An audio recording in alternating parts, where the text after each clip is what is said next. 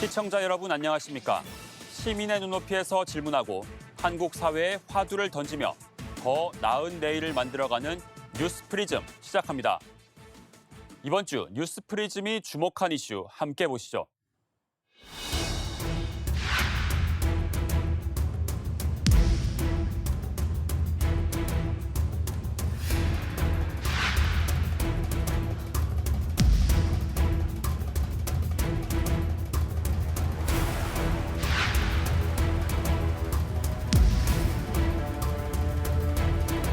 제4차 기본계획의 추진 방향은 모든 가족이 차별 없이 존중받으며 정책에서 배제되지 않는 여건 조성에 초점을 두었고 남녀 모두의 일하고 돌볼 권리의 균형을 중시하는 성평등 관점의 정책 기조도 강화하였습니다.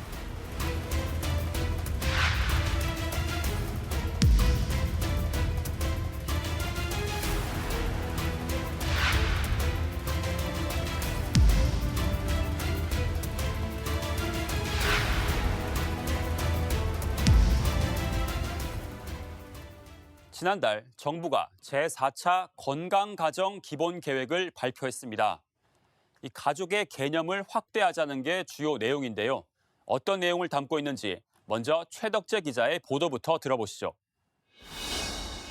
지난달 말 정부가 향후 5년간 가족정책 추진의 근간이 될 제4차 건강가족 기본계획을 국무회의 심의를 거쳐 확정 발표했습니다. 국민 10명 중 7명이 혼인 혈연 관계가 아니어도 생계와 주거를 공유하면 가족이라고 동의할 만큼 다양한 가족 구성에 대한 사회 공감대가 높아져 가고 있고 우선 정부는 혼인 혈연 관계가 아니어도 가족으로 인정하도록 가족 개념을 넓히는 방안을 추진 중입니다.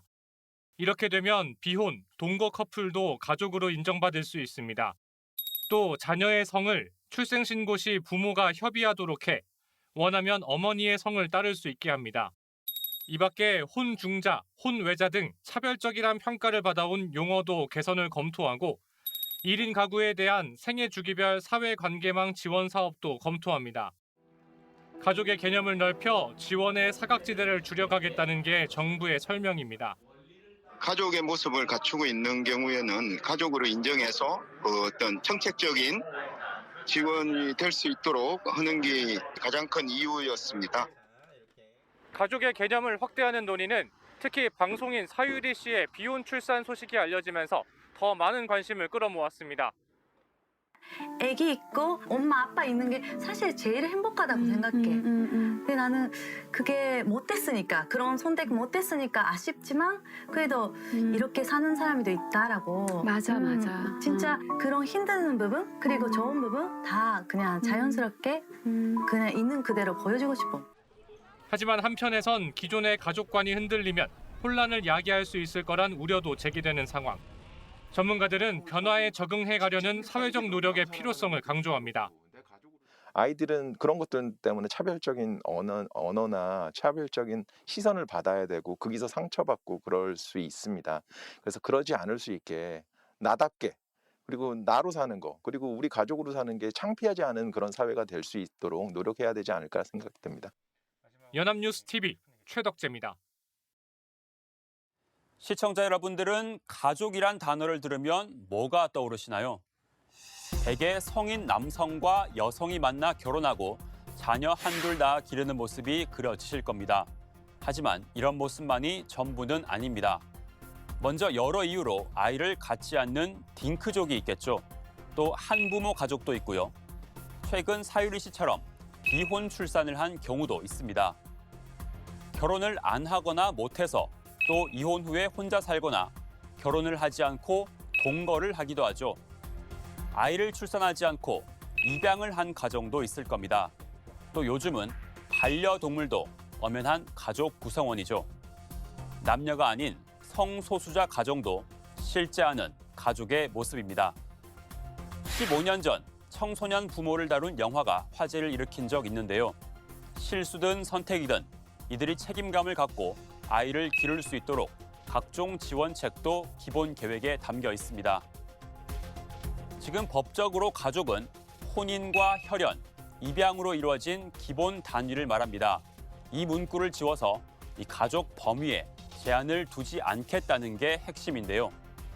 그동안은 기존 가족 제도가 공고해 피해를 보는 사례도 많았습니다. 이 출생 신고 의무가 엄마에게 있어 미혼 부의 아이는 서류상 존재하지 않는 사람으로 사는 경우도 있었죠. 이를 막기 위해 아빠의 출생 신고를 간소화한 사랑이법, 또 양육을 안 하거나 학대한 사실상 가족이라 부르기 어려운 부모의 자녀 상속권을 상실시키는 구하라법 등도 본격 시행됩니다. 자녀는 당연히 아빠의 성을 이어받아야 했지만 이를 부모가 협의해 결정할 수 있게 바꾸기도 했습니다. 이 같은 제도 변화에 대해 가족의 범위 확대, 개선은 당연한 시대 흐름이라는 평가, 그리고 기존 가족 제도가 무너져 혼란을 불러올 거란 우려의 목소리가 동시에 나오는 게 사실입니다. 이 찬반 의견에 대한 구체적인 이유가 궁금하실 텐데요. 한지희 기자가 양쪽의 의견을 들어보고 또 해외에선 어떻게 하고 있는지 취재했습니다. 정부가 혈연, 혼인 중심의 법적 가족 개념을 비혼, 동거 가정으로까지 확대하는 것에 대해 여성계는 환영하는 입장을 밝혔습니다. 다문화 가정, 동거, 한부모 가정 등 가족의 모습은 이미 이전부터 다변화되어 온 만큼 사회 변화에 발맞춰 가족의 정의도 확대되어야 한다는 겁니다. 평등이라고 하는 거는 정말 이 사람들도 보편적인 그 시민으로서의 권리와 그 복지를 선별 없이 그리고 낙인감 없이 받는 거라고 생각을 합니다. 그래서 건강가정기본법이 좀 바뀌어서 좀 위축되지 않게끔 좀 사회에서 바라봐 주시는 거. 반면 종교계는 비혼 동거나 사실혼까지 가족 개념에 포함하는 건 전통적인 혼인과 양육이라는 개념이 훼손될 수 있음은 물론 윤리관과도 어긋난다는 입장입니다. 그러면서 한부모나 다문화 가족 등 소외된 계층에 대한 복지적 혜택은 현행법으로도 충분하다고 설명했습니다. 차별을 막는다고 가족 형태를 무너뜨릴까 봐 걱정인 거죠. 차별을 하지 말자 하는 데서 그쳐야 되는데 기존 가족 형태가 깨질까 봐 염려하는 거니까 저희 입장에서는 이미 차별을 막는 법은 충분하다 보는 거죠. 여론조사 전문업체 4개사가 가족 개념 확대에 대해 찬반 입장을 묻는 조사를 실시한 결과 혼인이나 혈연 관계가 아니어도 동거 사실혼 부부 등을 가족으로 인정하는 것에 대해 찬성한다는 의견이 69%로 반대보다 41%포인트 높게 나타났습니다. 해외 사례에서는 독일의 경우 부모가 결혼 후 한쪽이 성을 바꿔 같은 성을 쓸 경우 자녀도 이 성을 따르도록 하고 있습니다. 프랑스는 어느 쪽 성을 따를지 부부가 정할 수 있고 중국도 자유롭게 선택할 수 있게 돼 있어 기존의 혼인 관계에서 탈피해 법적 선택권을 넓히고 있습니다. 가족 개념 확대 추진이 실제 현실화하기 위해서는 부처 간의 협의는 물론 법 개정까지 넘어야 할 산이 많은 만큼 사회적인 갈등이 커지지 않도록 공감대 형성이 필요해 보입니다. 연합뉴스TV 한지희입니다. 실제 실무적으로 손봐야 할 법과 제도는 한두 가지가 아닙니다. 하지만 민감한 주제인 만큼 입법권을 쥔 국회 차원의 논의는 거의 없는 실정입니다. 이 가족 개념 확대를 위해 남은 과제는 무엇인지 임혜준 기자가 짚어봤습니다. 정부가 발표한 건강가정 기본계획의 핵심은 가족의 개념을 넓히는 것. 결혼과 혈연, 입양으로 이루어진 경우에만 가족으로 인정되는 현행 제도로는 이제 한계가 있다는 겁니다. 가치관은 변화하는데 이를 뒷받침해줄 사회적 여건도 제도도 미비해 보완이 필요한 때라고 주장합니다. 그러나 가족 개념 확대에 대한 목소리는 여전히 찬반으로 양분돼 있습니다. 당장 환영의 뜻을 밝힌 진보, 여성단체 등과 우려의 목소리를 내는 보수, 종교계의 간극은 단시간 좁혀지긴 쉽지 않아 보입니다. 정부가 야심차게 내놓은 5년 계획도 법 개정 없이는 실행이 불가합니다. 가족 개념 확대라는 정부 계획 실행을 위해 매만져야 할 법안으로는 기본적으로 건강가정기본법, 민법 등이 있고 나아가 가족 구성원 인권 보장을 위해서도 개정이 필요한 법안은 가정폭력처벌법, 아동복지법 등 무수합니다. 다만 실제 법 개정이 이루어지려면 무엇보다 사회적 공감대가 먼저 마련되어야 한다는 지적입니다. 민법 규정에서 가족의 정의를 아예 삭제하는 구상이나 최근 방송인 사유리 씨 사례로 주목받는 비혼 단독 출산을 불안하게 바라보는 시각도 여전히 많기 때문입니다.